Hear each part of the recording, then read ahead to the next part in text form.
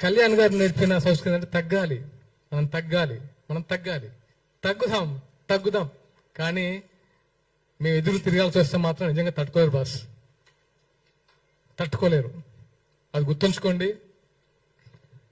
మరొకసారి చెప్తున్నాను, విమలక్క గారికి మనస్ఫూర్తిగా థ్యాంక్స్ చెప్తున్నాను. ఎందుకంటే నేను వచ్చేటప్పుడు అమ్మతో మాట్లాడాను. అమ్మ ఏంటిది, ఇలాంటి సిచ్యువేషన్ క్రియేట్ అయింది, ఇలా కాదు కదా.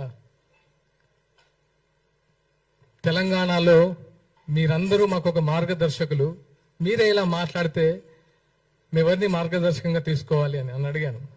ఆ మంది చిన్న అప్పుడప్పుడు దొరుకుతుంటాయి, దీన్ని ముగింపు పలకండి అని. అమ్మ మీకు ఇచ్చిన మాట ప్రకారం ఈరోజు నేను ముగిద్దాం అనుకుంటున్నాను, మీరు కూడా దయచేసి ముగించాలని కోరుకుంటున్నాను. అండ్ జనసేన కార్యకర్తలందరూ నొచ్చుకోకండి. ఎందుకంటే ఇప్పుడు యాదగిరి గారిని నేను కూడా మీరు అన్నట్టు మాట్లాడితే మీకు ఫ్యామిలీ ఉంది, భరించగలరా? ప్రొఫెసర్ నాగేశ్వరరావు గారిని మీరు భరించగలరా, మీ ఇంట్లో వాళ్ళు? మరి పవన్ కళ్యాణ్ గారి ఫ్యామిలీ ఎన్నిసార్లు భరించాలి సార్?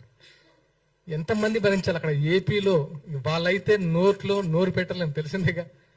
ఇంకెంతకాలం భరిస్తాడు ఆయన కూడా సహనం ఉంటుంది కదా. ఇంకానా 3 పెళ్లిళ్ళు 2 పెళ్లిళ్ళు ఏంటి బాస్? ఇంకా ప్రపంచంలో ఎవరికి సిచ్యువేషన్స్ వల్ల అవ్వట్లేదా? ఆయన ఏమన్నా రాజ్యాంగ విరుద్ధంగా చేశారా? ఆయన ఏమన్నా హింస పెట్టారా వాళ్ళ వైఫ్స్ని? వాళ్ళే బయటకు వచ్చి ఆయన గురించి గొప్పగా చెప్తారు, మీకు వచ్చే నష్టం ఏంటి? ఇంకా చాలు, ఎనఫ్.